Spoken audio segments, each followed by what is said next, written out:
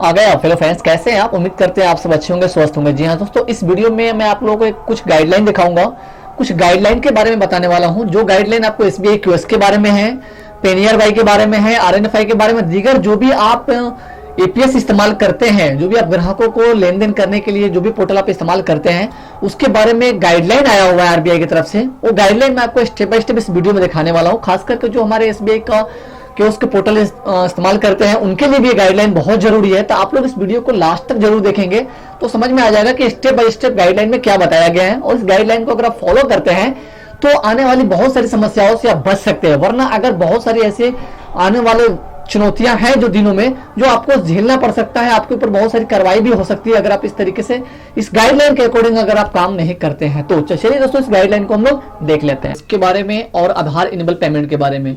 यानी इन दोनों सर्विसेज को अगर आप लोग इस्तेमाल करते हैं, सीएसपी चलाते हैं या फिर आधार सेंटर चलाते हैं, आधार कार्ड से पेमेंट करते हैं, तो आप लोगों के लिए एक नया गाइडलाइन आया है। इसको जानना बेहद ही जरूरी है। अगर इसको आप फॉलो नहीं करते हैं तो कहीं ना कहीं आने वाले वक्त में आपको बहुत बड़ा समस्याओं का सामना करना पड़ सकता है। यहाँ तक कि भी आपकी कोड भी डिलीट हो सकती है अगर इस तरीके से आप अगर काम नहीं करते हैं। तो चलिए जान लेते हैं इस वीडियो में हम लोग कि किस तरीके से जो नया गाइडलाइन है वो काम कर रही है। क्या आप उस गाइडलाइन के अकॉर्डिंग आप काम कर रहे हैं कि नहीं कर रहे हैं? अगर नहीं कर रहे हैं तो फिर आज से ही इस गाइडलाइन के अकॉर्डिंग अपना काम करना शुरू कर दे, चाहे आप आधार इनेबल पेमेंट चलाते हो या फिर किसी भी बैंक का सीएसपी चलाते हो। तो सबसे पहले हम लोग बात कर लेंगे रिसिप्ट प्रिंटिंग।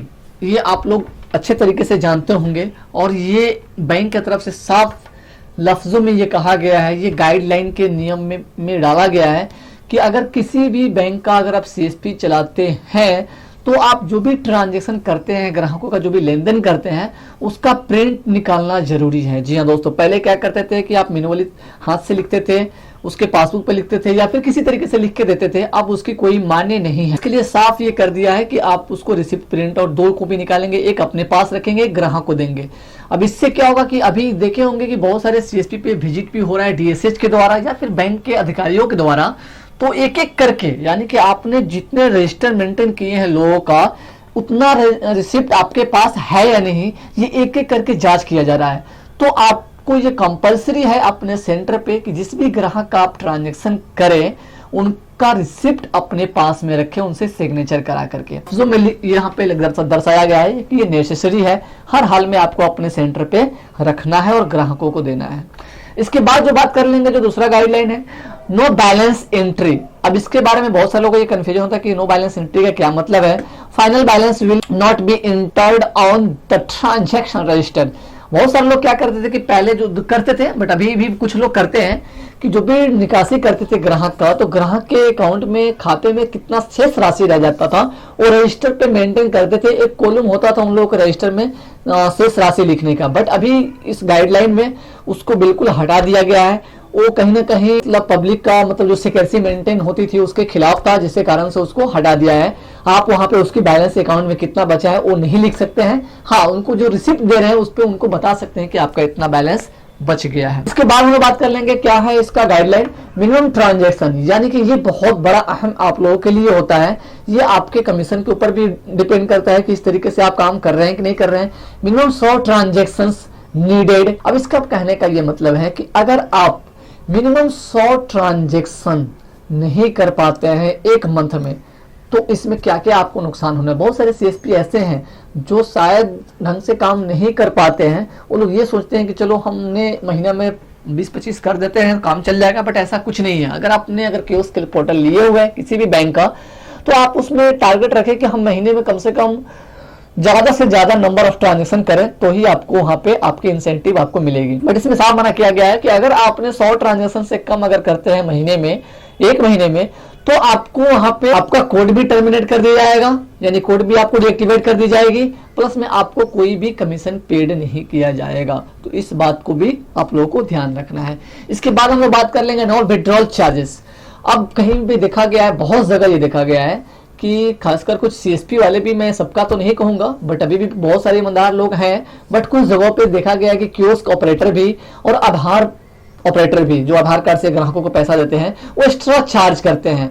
तो ये साफ आरबीआई के द्वारा ये गाइडलाइन जारी किया गया है कि किसी भी प्रकार से अगर ट्रांजैक्शन पे एक्स्ट्रा चार्ज लगाया जाता है, ग्राहक को एक्स्ट्रा चार्ज लिया जाता है, तो उसको बख्शा नहीं जाएगा। उसकी कोड इमीडिएटली डिलीट कर दी जाएगी और उसके ऊपर भी कोई कानूनी कार्रवाई की जाएगी। अब यहाँ पे देख सकते हैं कि मतलब किसमें no extra withdrawal charge can be charged from customers after the free transaction limit withdrawal charges will be applicable as per FI and non FI customers remittance charge will be applicable. यानी कि यहाँ पे ये कहना है कि आपने जो भी ट्रांजेक्शन कर रहे हैं ग्राहकों का, उसमें एक्स्ट्रा चार्ज आपको 1 रुपया नहीं लेना है। हाँ, उसका जो बैंक के जो द्वारा जो बताया गया है कि 4-5 ट्रांजेक्शन के बाद में जो चार्ज करते हैं वो कटेगा, कोई दिक्कत नहीं है। और बैंक के जो एक्स्ट्रा और भी चार्ज होंगे वो कटेंगे, उसके लिए कोई दिक्कत नहीं। बट आप जो भी ग्राहक का पैसा निकालते हैं उसके ऊपर आपको एक्स्ट्रा चार्ज नहीं लेनी है, चाहे वो कियोस्क ऑपरेटर हो या फिर आधार इनेबल पेमेंट वाले हो। उसके बाद हम लोग बात कर लेंगे next, no disclosure of balance और any personal details of any customer cannot be disclosed in front of anyone। यानी इनका कहना है कि जो भी आप ग्राहक का पैसा निकासी करते हैं उसके अकाउंट में क्या पैसा बच गया, क्या बच गया, अगर कोई दूसरा बंदा है या वो जानना चाहता है तो आपको वहां पे बताने की कोई जरूरत नहीं है। यानी कि किसी और का पैसा आप किसी और को नहीं बता सकते हैं, ये गाइडलाइन के खिलाफ है। अभी होता क्या है, बहुत सारे ये कियोस्क में देखा गया है कि उसके घर का कोई बिजनेस पासबुक लेके आ जाता है और ये क्या करते हैं 1 रुपया 10 रुपया 5 रुपया डाल करके उसकी बैलेंस बता देते हैं। बट इस गाइडलाइन में साफ ये बताया गया है कि आपको किसी भी थर्ड पार्टी को उस ग्राहक का पैसा नहीं बताना है कि उसके खाते में क्या पैसा है। हाँ, अगर वो ग्राहक आता है वो पूछता है तो आप बता सकते हैं। इसके बाद हम लोग बात कर लेंगे नेक्स्ट गाइडलाइन क्या है, login activities minimum 21 active days need and minimum 1 transaction per day in a month to the keep terminal active। यानी कि इसका कहना है कि आप महीने में 21 दिन हर हाल में आपको कियोस्क ओपन करना है और मिनिमम 1 ट्रांजेक्शन पर डे जरूर करना है आपको। अगर आप इस तरीके से नहीं करते हैं तो आपकी कोड है वो डिलीट कर दी जाएगी और फिर आप दोबारा उस पर काम नहीं कर सकते हैं। सो इस सबसे बचने के लिए आप रेगुलर अपने कियोस्क को चलाते रहें और सही ढंग से सही गाइडलाइन को फॉलो करते हुए चलाएं तो आपकी इनकम भी बढ़ेगी, प्लस में आपके ऊपर किसी प्रकार की कोई क्लेम नहीं कर सकता है अगर रिसिप्ट अपने पास रखते हैं तो। और अगर आप लोग भी चाहते हैं कि आपके पास जो भी अकाउंट खोलने के लिए ग्राहक आते हैं, माइनर होते हैं, पैन कार्ड बनाने के लिए अगर आपको आईडी चाहिए, डिस्क्रिप्शन बॉक्स में आपको आईडी मिलेगी मात्र 49 में। आप वहां से आईडी ले सकते हैं, खुद से कूपन ले सकते हैं, किसी थर्ड पार्टी को आपको 1 रुपया एक्स्ट्रा देने की जरूरत नहीं। डिस्क्रिप्शन चेक कीजिए, आपको वहां पे लिंक मिलेगा, आप खुद से रजिस्ट्रेशन करें, खुद से कूपन लें। कैसे काम करना है, अगर अभी भी आप लोग CSP ग्रुप में ऐड नहीं हुए हैं तो डिस्क्रिप्शन में नंबर मिला है, आप वहां पे व्हाट्सअप करेंगे, आपको एक ब्रॉडकास्ट ग्रुप में ऐड कर दी जाएगी जहां से आने वाले अपडेट आपको ऑटोमेटिक मिलते रहेंगे।